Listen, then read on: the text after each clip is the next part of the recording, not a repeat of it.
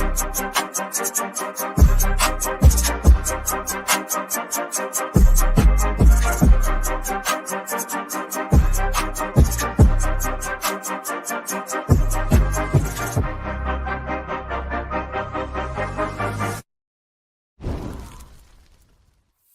and welcome into the Knicks-Verse Syndicate pregame show with Sports Vibes TV, Quis. What's up, brother? Hey, man, how's everything with you? Enjoying your day so far? I am enjoying my day. All right, well, today we are going to talk about mostly how we can get rid of Julius Randle this summer. How we can get better. Yeah, that's mostly what this is going to be about. I mean, you know, there's been a debate. Some people are saying his value has dropped, making it harder to trade Julius. But we're going to look into it. We're going to see what it would take to move him and who might be interesting potential trade partners for him, and including one in particular, which is close to my heart. Yeah, I'm sure. One in particular idea, and we'll get to it here. All right. First of all, if you haven't subscribed yet, please do so and hit that thumbs up button for us. And please subscribe to Sports Vibes TV as well. And drop your comments later on if some thoughts you get based upon what we've been talking about here, or whatever whatever pops in your head. Just drop it in the comment section. We read them all, and we really appreciate those comments. First, before we begin this, though, I do want to mention that there's only a few days left to jump on the BUSR promo. They're the best sports book online, so go check them out. You just bet $1 to win $10,000 plus a 100% sign-up bonus, and you get 25 casino chips every time you make a deposit. I mean, it's March Madness is here. It's been living up to the hype. Exciting games. Get in, bet on the action, and give yourself a chance to win this $10,000, which is only 3 days left to sign up for it. It's easy. One of the best sports books. I think it's the best one online right now. So check them out. BUSR.com/MM32. As you can see right up there in the top corner. And the actual link will be in the description below. So please sign up. All righty. So here we go.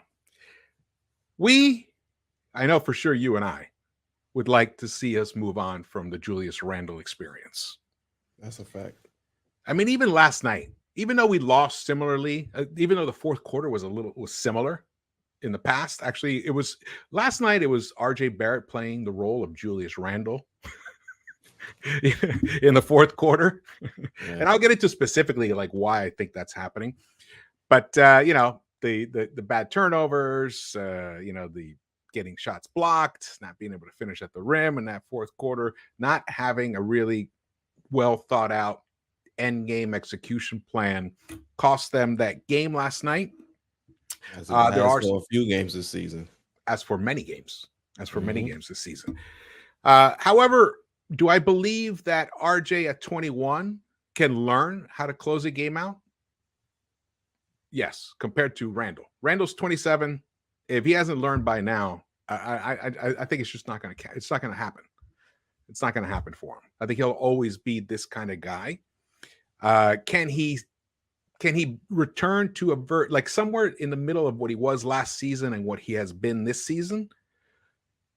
I personally believe that is his real sweet spot. I think that's when he goes into the prime of his career, the next 3 to 4 or 5 years, maybe let's just be conservative. The next 3 years, next 3 seasons after this season, he can be that kind of guy, that fringe all-star type player once again. Will the 3-point shot return to what it was? Maybe not, but can it get to, a respectable 38%, 37%? I think it can. 38% is more than respectable, George. That's nice. I know. It is. But, like 4. Respectable is 35, 36. Yeah. Well, what are your feelings about the Julius Randle's experience?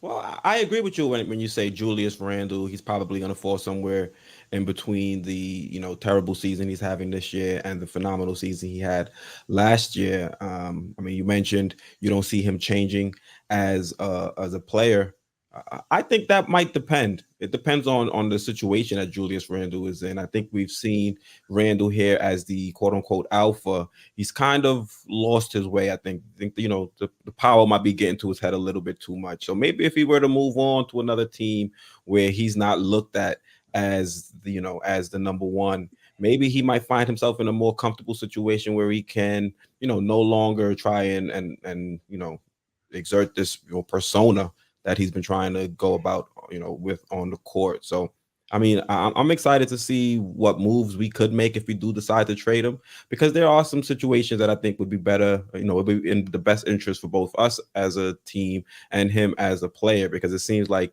things aren't working for him in New York right now. But, back to what you were saying about what Julius Randle you think we'll see long term, I think I'd have to agree with you. We'll see the Randle that's smack dab in the middle of the two Randles we've seen so far. Okay. Well, that'll be good, because I think that's that's the best spot for us to be in, to have that version of a Julius Randle, even if he stays with us, or if that's the perception that we can generate to move him. Either way, that's good for the Knicks. Either way.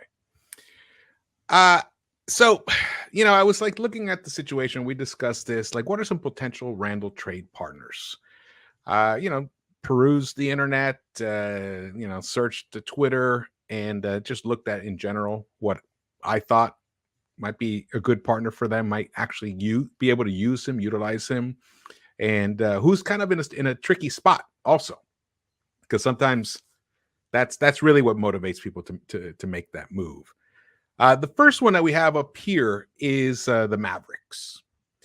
Julius Randle trade to the Mavericks. I found this Sports Not, and there's been different versions of this. Different people have written about it. One of the ideas is the Knicks get Jalen Brunson. This is a way for us to get Jalen Brunson. So the salaries match. They'd have to add Timmy Hardaway Jr. for his third return to the Knicks. Yeah, third stint. Dwight Powell and Josh Green. Now, again, those are really to match salary.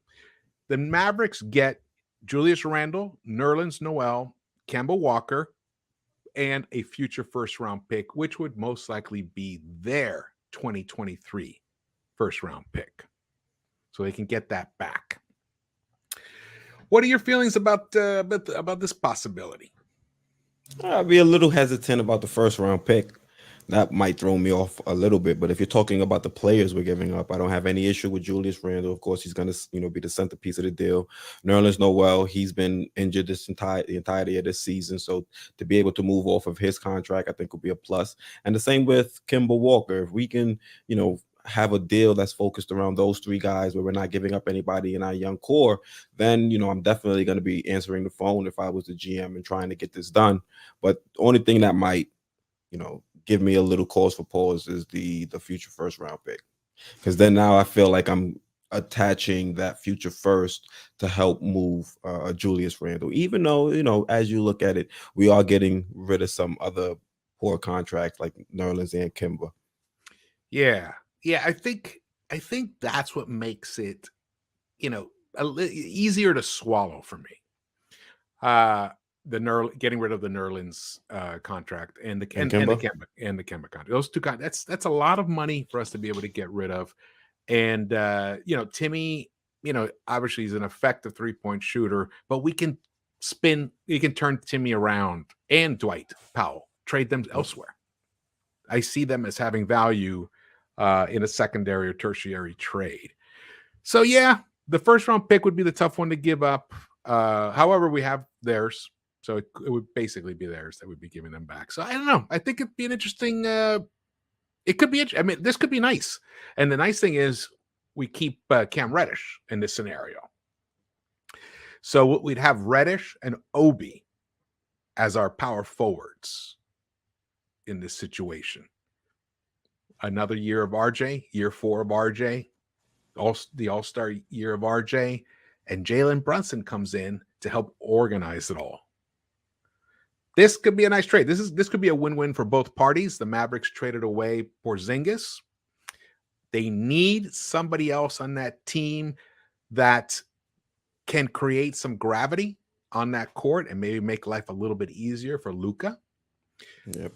Yep. The 3-point shot would have to return to some level for Randle and for the Mavericks for this to really be a nice trade for both parties. Like you were saying, I was saying 38%, 37%.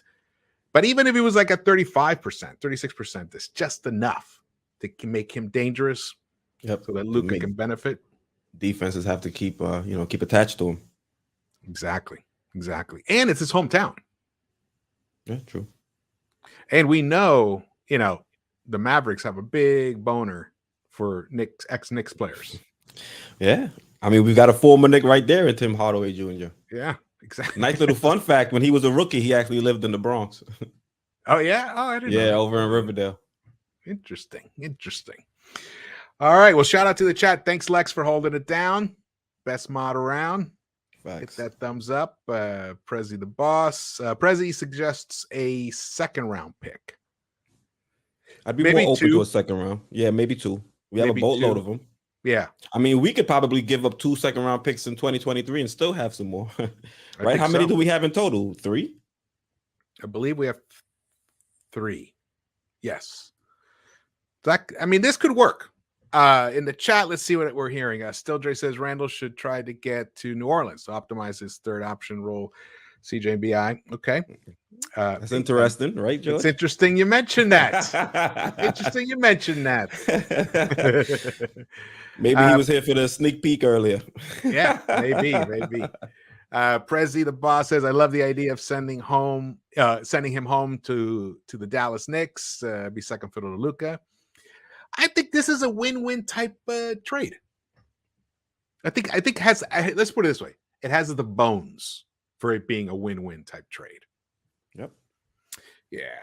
Because you can even make an argument for the Mavs. They were going to lose Jalen Brunson for nothing, and now they're able to turn that into Julius Randle, who can fill the 4 spot that KP had to give up after they sent him over to the Wizards. And you look at Nerlens Noel, if he's able to get healthy, that's another big off the bench for them. And Kimba, they probably get rid of Kimba. They probably, I don't know if they do a buyout, but maybe they cut. Didn't they have? Wasn't Nerlens on Dallas before? Yeah, he fumbled the bag with them. I think they were they were the ones that were going to give him the money. I think they traded for him from the 76ers, if I'm not mistaken. So they liked him. They were going to pay him. Yeah, they liked him. This. I mean, and also we're talking about just 1 year left on these contracts for Nerlens and Kemba. Short-term deals. Yep. Yeah, short-term deals. So this is a way for them to get off some salary and to get something back for a player they might lose anyway. There's something nice here. There's something nice here. Yeah. And the Knicks, we get our point guard. Of course, there's debate as to if he's a good enough point guard. Yeah. If Brunson's the guy. But you know what? At this point, we have to start upgrading our positions all around, to go from, a guy who's never started as point guard, Perks, to, an all-star point guard, within one summer. That would be awesome. But come on, I would settle for a top 15 point guard, which is what it looks like. And he's young. He's not an aging stopgap option that you have to worry about potentially going down with injuries and things like that. So yeah, definitely a good option. And defensively, he's better defensively than I give him credit for, actually, Brunson. And he finishes at the rim. Yep. All right. So Quis and George give the thumbs up on this trade. Make the deal, guys. Yeah. I got an asterisk. Just might have to swap the first for a second. Yeah. Mark Cuban, make the deal with Leon. Get on the phone. Let's make this happen. All right. Next one is, I was about to say something else, but yeah, I was gonna make a Mark Cuban joke too. I said, let me not go there. Mark Cubano. All right, salute to the chat again. Thank you guys for joining us. We have 80 right now. That's awesome. Hit the thumbs up when you get your chance. Okay, the next next team is the Los Angeles Lakers. Now this one might hurt a little more. We still get a point guard back, but it's not your favorite point guard, Quis. Might be my least favorite point guard. Yep. Yep. So the idea is here. I mean, you throw it out. You throw out the trade idea that's been discussed. Well, there's some rumors that the Knicks could potentially try and pursue, Brick Brook in a trade, and it would be centered around Julius Randle in the swap. Me personally, I don't think Brick Brook would be the option for us at point guard. I mean, yes, he's athletically gifted, but when it comes to being a floor general, I just don't think Russ is that. And you've also seen Russ struggle with his shooting. I mean, he's had some shots that have been way off this season, and he's another turnover machine. So I personally am not a fan of Brick Brook running the point. I wouldn't pursue this trade. I think moving Randle for Russ might even be a step back, honestly, because I just don't see if Russ can't work with a guy like LeBron, then I think that's more an indictment on Russ and how he fits in a team that's not built 100% around him. And I don't think if he comes here, this team is going to be built around Russ. And we already have a young guy in RJ who I want the ball in his hands a lot. And if you bring in a Brick Brook, it's just going to take the ball out of RJ's hands more and more. So me personally, I would stay away from Brick Brook. Okay, even if it meant being able to get rid of Randle. No, because I mean, Randle might be damaged goods now, but I still think you can get some value for Julius. So I wouldn't flip Julius just to get, some cap savings with the Brick Brook trade. I'm going to give you a little pushback. I'm going to give you a little just play devil's advocate. Here's some of the positives with it. We get to also get rid of contracts because Julius is only about $23 million. It'll be his first year. He didn't qualify for certain incentives, so his contract isn't going to be as big as it was supposed to be. It's not going to hit the cap the same way. So the inverse is we also get to attach like a Nerlens and even a Kemba. We like this almost this exact trade proposal to the Mavericks, but instead it would be Westbrook. The beauty is Westbrook is $47 million. That's his contract. And there's only 1 year left on it, which would be next season. So it would be kind of like take a big hit with him for all the negatives you pointed out for 1 year. Hopefully it doesn't. I mean, I think if RJ can thrive in this scenario with a Randle and no point guard, I think he could still thrive with a Russell Westbrook type point guard. And potentially there is a chance that this year that Russell just had is not really like he still has. Because I heard actually it was on with Macri, Channing Frye was on, and he said he thinks last season's Westbrook is still there in him. It just didn't work out in LA. It's just a bad fit. And remember, LA is Russell's hometown. Yep. So there's a lot of that intensity. He thinks like a fresh start again for him. Maybe he can recapture some of what he. So it's two guys trying to recapture what they were in 2020, 21, being traded for each other. Not an ideal fit. Depending on what other draft picks, maybe the Lakers, maybe we don't send the first here, but we're the ones receiving the first in this scenario. I'm not totally against this. It would be a last resort as far as I'm concerned. I didn't make a full slide for you guys just in case because we're running out of time. I have other slides for something else specific. This is just to go through these topics. So I'm like last resort. That's how I feel about this. Yeah, I mean, you said Russ is an expiring deal, but so are Nerlens Noel and Kemba Walker. We'd get the same. Randall's not.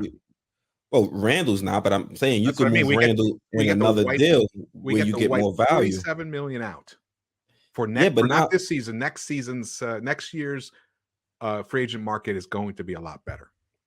I hear you, but I still think Randall has value. So I don't want to attach a Nerlens Noel and a Kemba Walker to bring in a guy like Russ when we're going to get that freedom and cap space at the same point in time anyway. And I can probably still move a Julius Randle somewhere else and bring in a piece that I think will be, that'll fit more cohesively with the unit as a whole. So you bring in Russ, you bring in another Julius Randle almost, but this time he's a little bit smaller and he's a point guard. That's the only difference, honestly. And if I can go out there and maybe move some of those other guys out for some role players that can come in and continue to build with this young core, I'd rather go that route than bring in such a big figure like a Brick Brook and then have him potentially take over the locker room, the same locker room that I want the young guys to really start, stepping up in, like an RJ.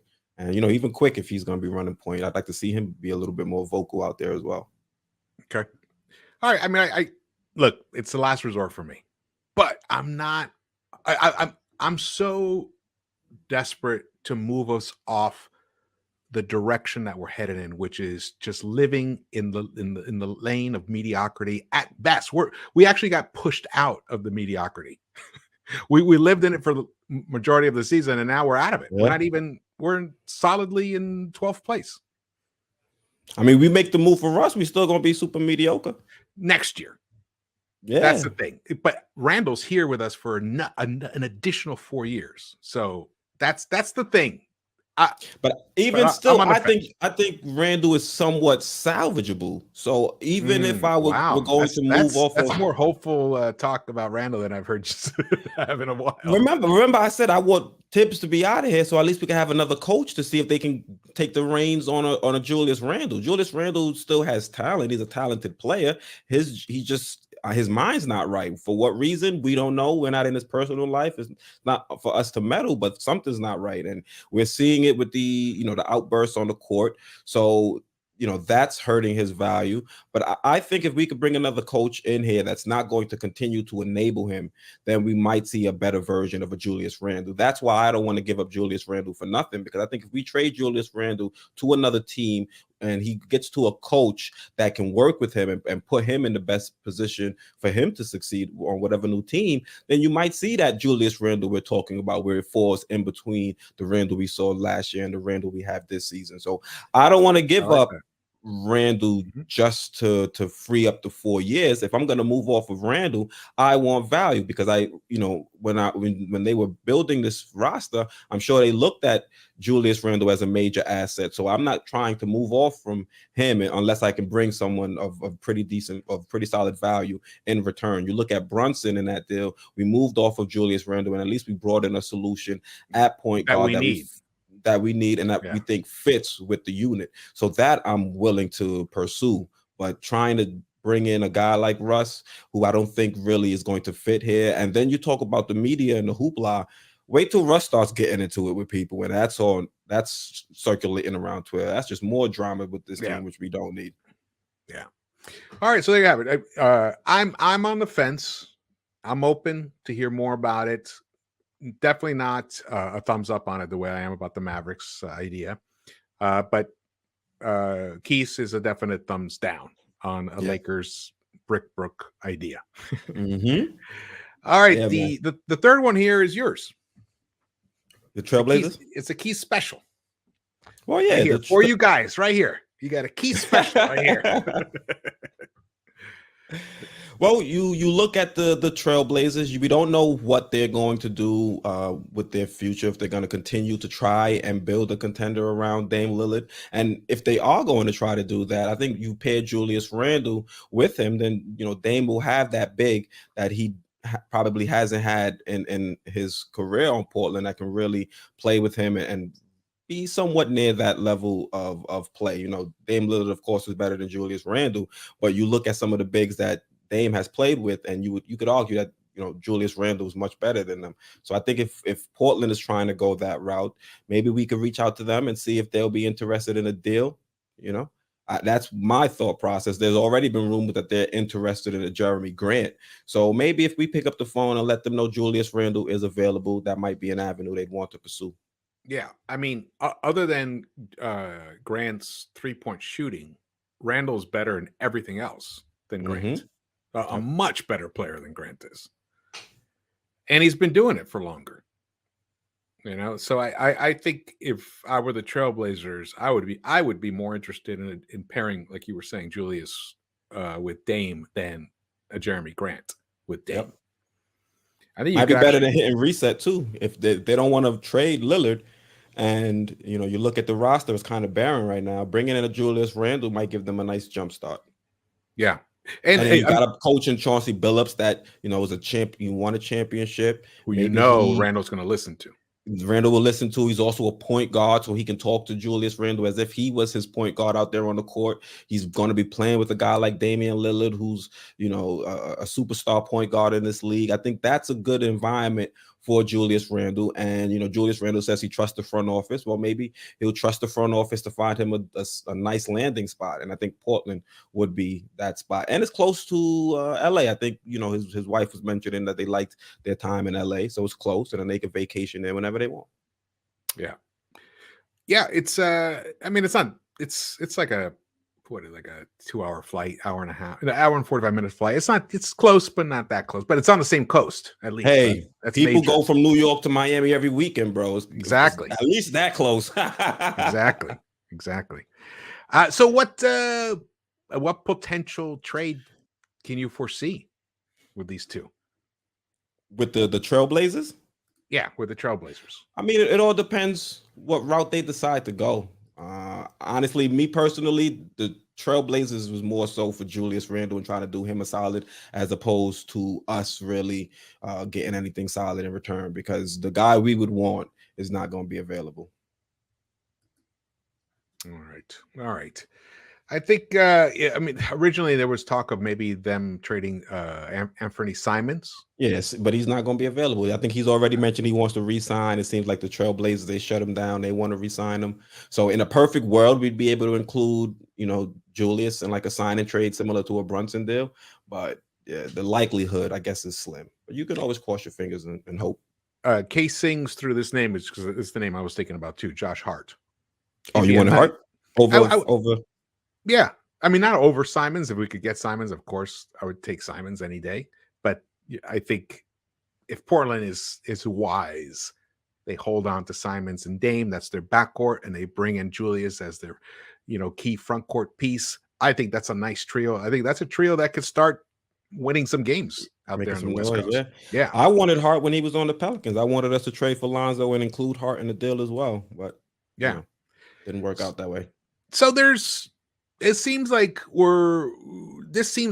has more possibilities than originally we thought. This could be possible, especially because of that Jeremy Grant announcement that they're interested in him. Yeah, that news. Because it seemed like they were in a full rebuild mode, but they're looking to pursue, Jeremy Grant, and I think that puts us in the running. Exactly. All right. Just to take a moment here, shout out to the chat before we move on to the next idea, which is my favorite. Yeah, we're full of ideas here. Yeah, full of ideas. Anyone want to shout out to in the chat, Quis? Yeah, give a shout out to Clean Heart Blogger. He says Randle to Bulls for Zach. We wish. Ooh, sign us up for that any day of the week. Yeah, any day. J. Cruz says problem with any trade is Leon wanting to squeeze GMs for extra picks off every scenario. Well, I'd rather him do the fleecing than us get fleeced. Yeah. Right? Yeah. It could be why it limits us making trades, but so far we haven't really made a bad trade yet. Yep. Mm-hmm. Yeah, and maybe that's because of that scenario. We haven't. Gone are the days of the Bargnani trades. Yeah, I'd rather you be too picky with the negotiations than be freely giving up first round picks like we did back then. Absolutely. There are assets, man. You got to treat them as such. And once again, if you haven't subscribed yet, please do so and hit that thumbs up button. And salute to the mods. Lex, thank you so much for holding it down, brother. Appreciate that. All right, we are now going to go to the next trade partner idea, which actually is gaining some steam right about now out there in the Twitterverse. Can a Zion-for-Julius trade work? This was posted today. Jordan Schultz, and you guys should check out this link. It's actually an interview with him. He talks about this. Says he doesn't know if Zion Williamson is ever going to play for the Pelicans again. I think it's a very good chance he will not be back and they will trade him this summer. Okay, I'm going to just say this right now. If the Pelicans are open to trading Zion this summer, I am willing to take the risk and acquire him by practically any means necessary, practically, except for trading RJ Barrett. And I have a specific take on why. But first, before we get into the specifics of the trade, Quis, what is your feelings about this in general? I mean, you look at Zion, you know Zion's a talented player, but I'm still a little skeptical. I mean, we did see highlights. He's on court. He got cleared for one-on-one contact today. There's, highlights of him dunking on one of his Duncan. Was it a teammate or a coach? I think it was a coach. And one of the two. Well, the fact that he's dunking on anybody is a big plus for the New Orleans Pelicans. So that's nice to see. He looked fit. It looked great. Yeah, he didn't look out of he didn't look like he was in tip-top shape, but he didn't look like he was overweight or anything like that. So that's a positive. And me personally, though, to put forth the type of package that it would take to bring in a Zion, I got to see him out there on the court, man. It's too many variables. You look at the type of injury that he sustained. You look at the reoccurrence rate of that injury is pretty high. So to know that he has some of the issues with his conditioning, to know he has the injury history over his first 3 seasons, to give up the amount of assets that it would take to bring him in without him even getting on the court first, to me, I think is something that I'd have to be skeptical about, because to make that trade and for it to not work out, I think you just completely reset the timetable to build toward a championship, because you're going to have to gut the roster, and then you're also going to have to at some point pay Zion. So if he's not going to, step up and be the type of player that we think he's going to be, then you're going to have to invest a lot and not get the right amount of value in return. So for me, I just got to see him back out there on the court, show that he's healthy, show that he can, same thing with Mitchell Robinson. You want him on the court, seeing what he can do this season before you give him the bag. And I would want to do the same thing with Zion, see him out there performing, on the court before I try and make a trade and then have to pay him that max deal, which is right around the corner. Because we still have to pay RJ as well. And then, I mentioned Mitch, we're going to have to pay Mitch. So there's a lot of things, a lot of variables when you look at this roster and trying to bring in a young guy like Zion. Those are excellent points. You're making excellent points. Before we get into the next slide and I jump on my feelings about this, we have a super chat contribution. Thank you so much, Adele Chapman. Randle or RJ to lead the team going forward at Quis? RJ. The problem is I don't think Randle looks at RJ as that guy and allow him to step up into that role. So that's why I think it might be better to move on from Randle and put him in a position where he'll be able to step back and say, okay, this is no longer my team. Let me just fit in.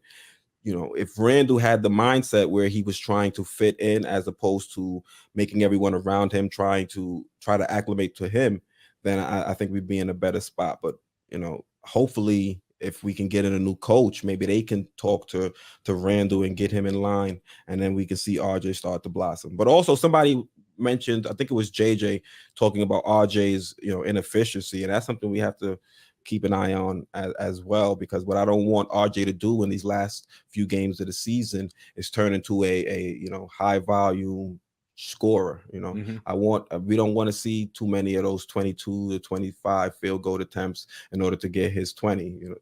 That's something I don't want. I don't want him to build those bad habits here, because that's something you see on bad teams. When bad teams get to this point in the season, there's nothing really to play for. Sometimes you see some of the guys start to develop these bad habits. So that's something I think as fans we should all be keeping our eyes on. And the coach, once again, you got to come back to Tibbs. He doesn't help him playing the amount of minutes he's played recently. So yeah, and that it's an underrated aspect of his inefficiency is the minutes load. And I actually touched upon it in the recap last night. I took everyone through it specifically. Just to give you guys another some more data on that. Let me pull this up here. In terms of what was on? All right. Anyway, since New Year's Eve,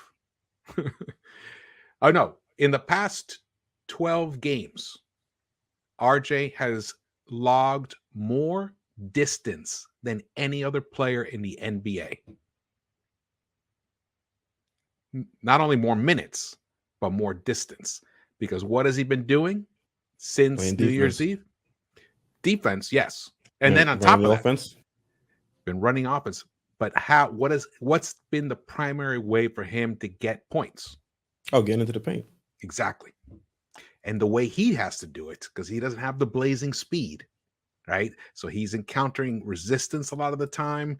And it takes a lot of tremendous energy to go up and constantly attack that paint. And it's helped him because he's gotten a lot of free throw attempts. But the wear and tear on the body throughout the course of a game is brutal. It's brutal for a guy, for anybody. Now, he is 21, so of course he should be able to handle more. Yep. But he has also averaged over 40 minutes a game for the past 6 games straight. Not just average. He has actually played 40 minutes or more in the past 6 straight games. So his fourth quarter drop-offs lately, in my opinion, are directly attributed to him doubling the amount of drives that he's had into the restricted area, into the paint since New Year's Eve, and which coincides with also the amount of minutes he plays, which then equals tremendous he's got miles on those legs that he's playing in every game. So as the game wears on, he gets more and more tired, which is why last night I was so pissed that Thibs brought him back in so early. He brought him back in at the 9:50 mark. He should have waited till like 6, give him another 3 minutes. How different that whole end game might have been. And not only that, when RJ starts to cook and defenses start to adjust, Tibbs doesn't make any changes. He doesn't make any adjustments to try and make life a little bit easier for RJ. You still have RJ. They start to pack the paint, and the team is still trying to get RJ to run right into traffic and try to make something happen magically. But It's not going to change until we get a new coach. That's why hearing that Tibbs was going to, be retained was definitely a bummer. Yeah. Now, mind you, not all players get impacted as much by that style of play negatively. I mean, as I've seen RJ, like guys like Darius Garland, but even Darius Garland covers almost the same amount of distance. Really? Yes, similarly.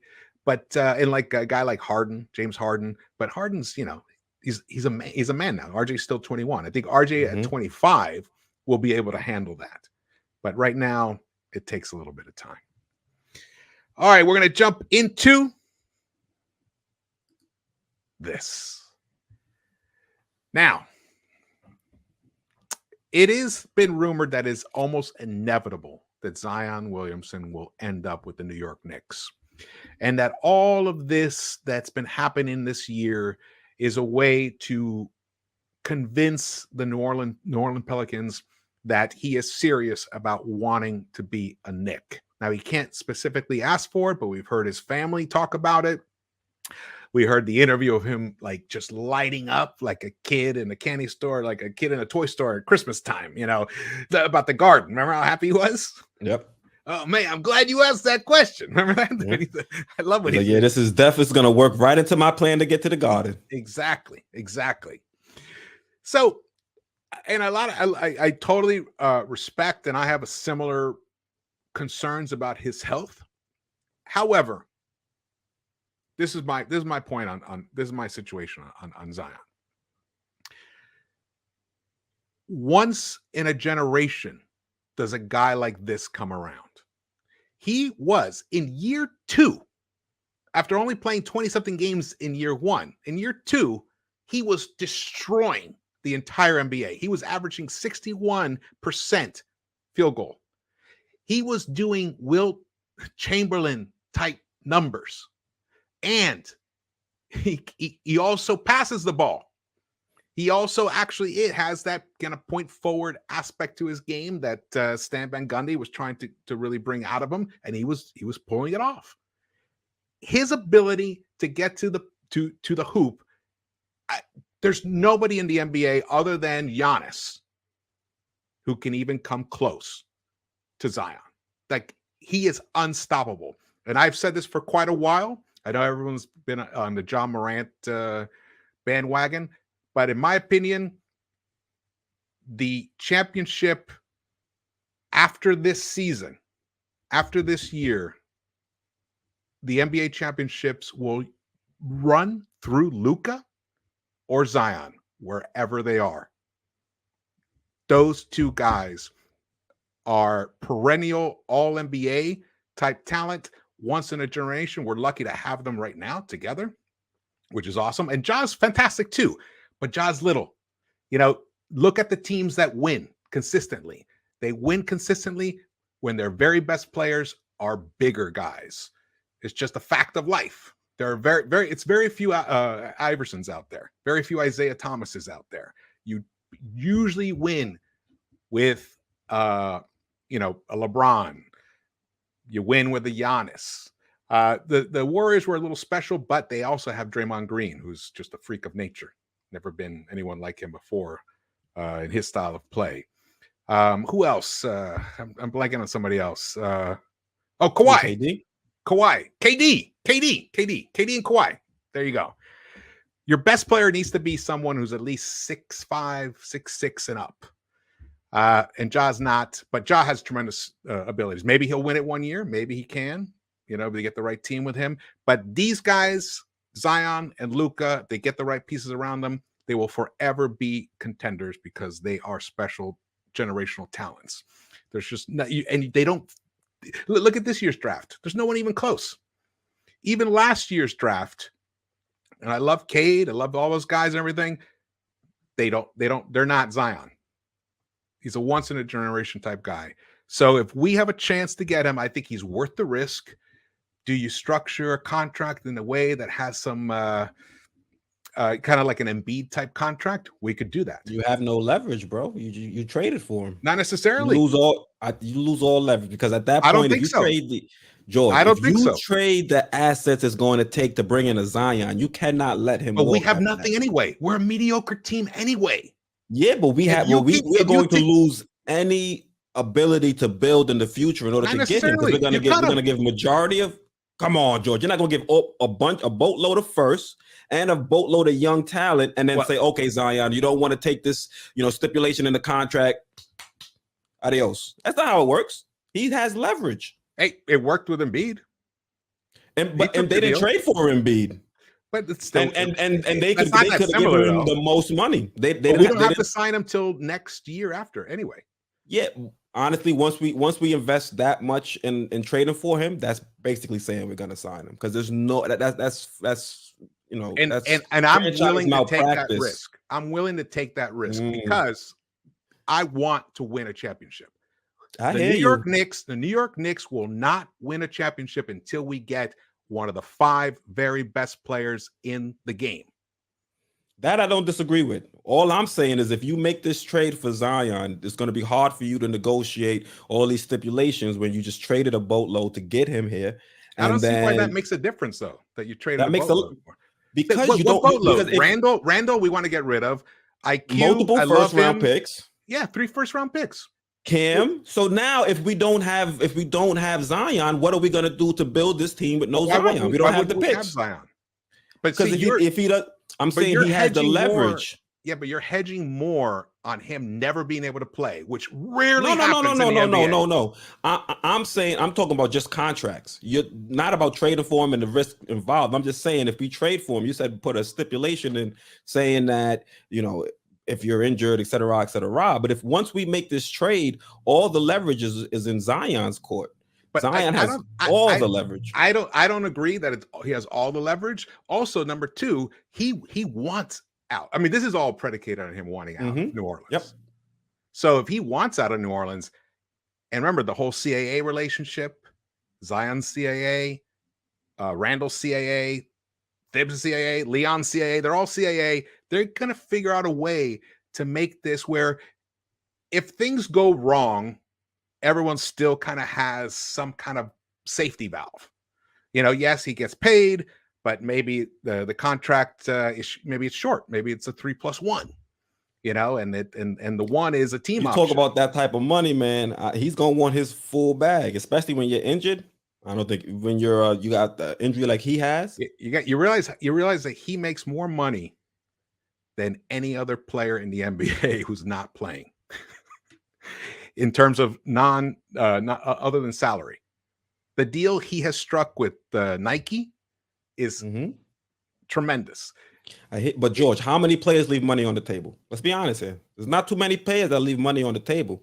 The only time you really see players leave money on the table is if they're like role players, or they do like LeBron, Bosh, and Wade, where they may leave $1 million or $2 million on the table just to get under the cap. I will say this: Zion, almost every player that has won a championship has left money on the table.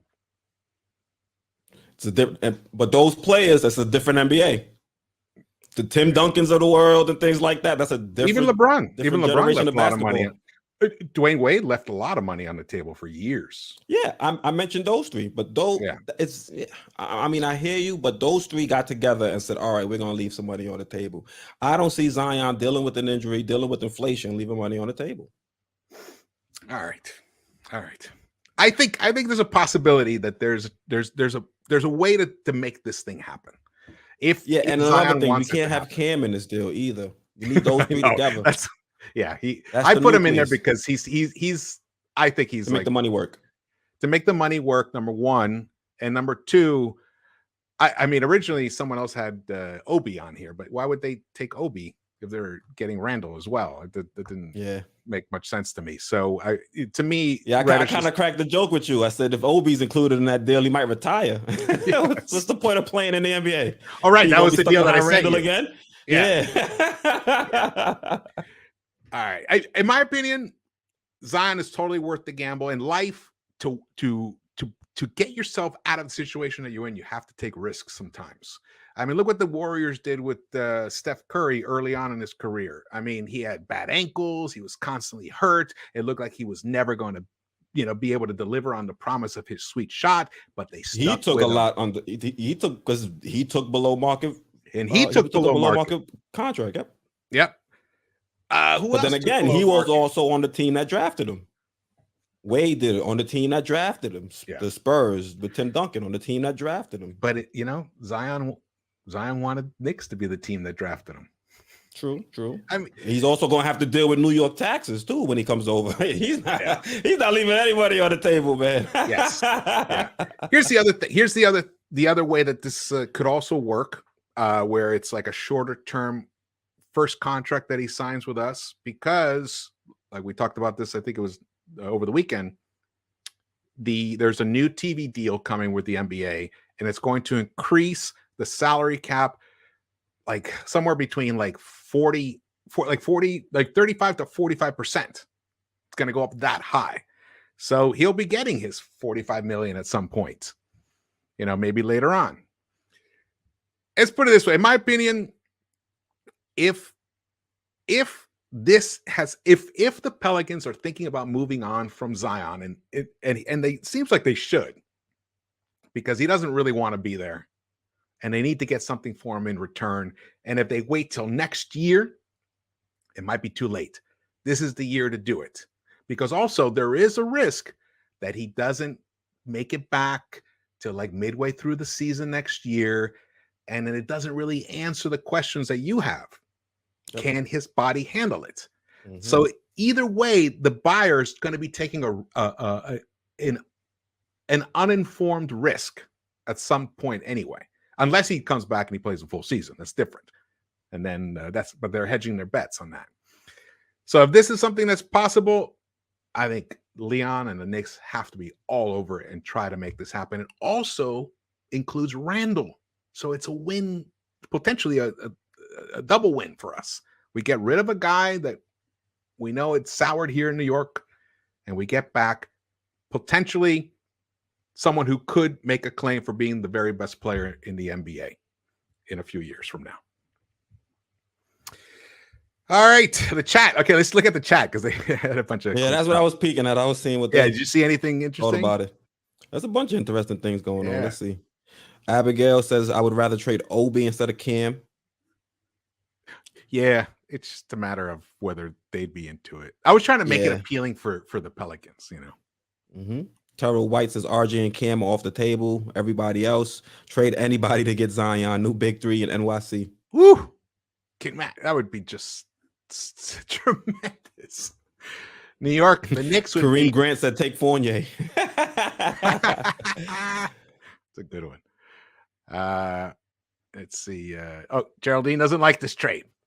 No, that trade doesn't work. Why do we need an overweight, an accident-prone player with a coach like Thibs? One thing we can say about Randle is he has been healthy for that time he's been here. That's true. That is a risk. He has been healthy, unfortunately.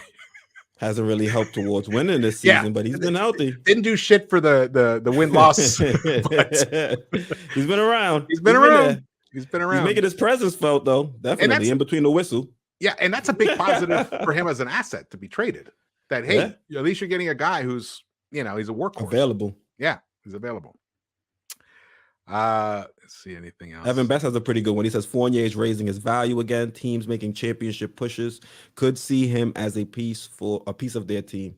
Yeah. Yes. Outside, you take away his defensive liabilities. You got the shooting stroke, and at times he can create off the dribble.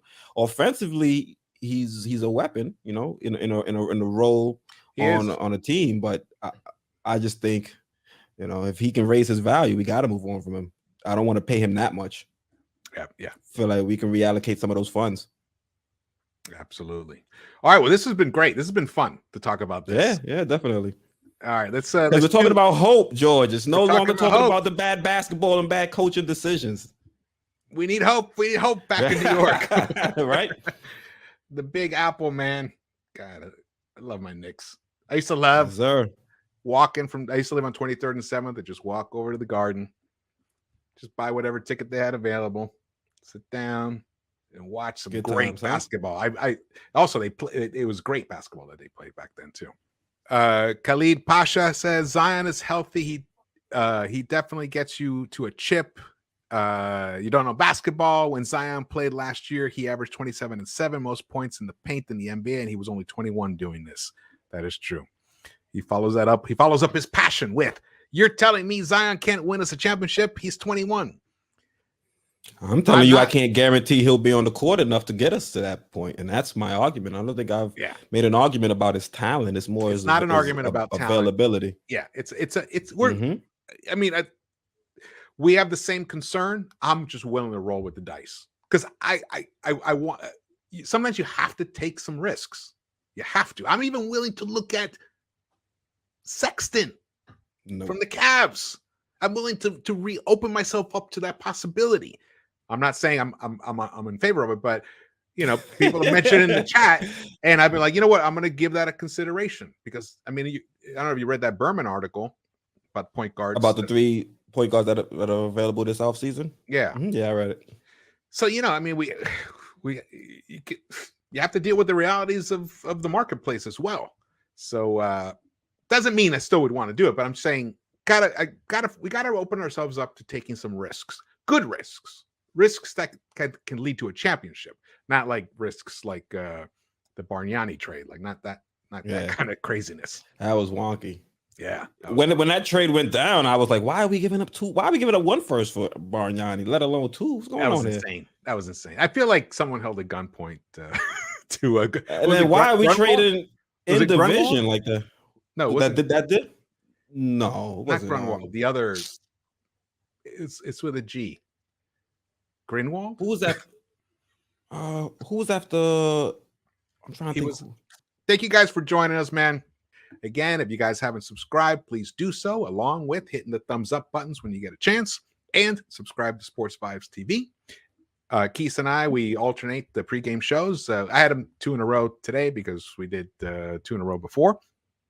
And let's see. Anything else? Any last thoughts? No, I was just looking up to see which GM it was. I think it was Grunwald. Grunwald. Grunwald. G-U-R-U-N-W-A-L-D. Yeah, thank you guys for tuning in. I appreciate the support. Evan Best, No None, Taro White.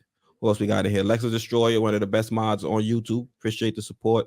Amai Fuller, Brooklyn, BKL Contreras, Sport Entertainment Guy. Thank you guys for joining us. Yep. And don't forget to check out our sponsor, BUSR. The link is down in the description below.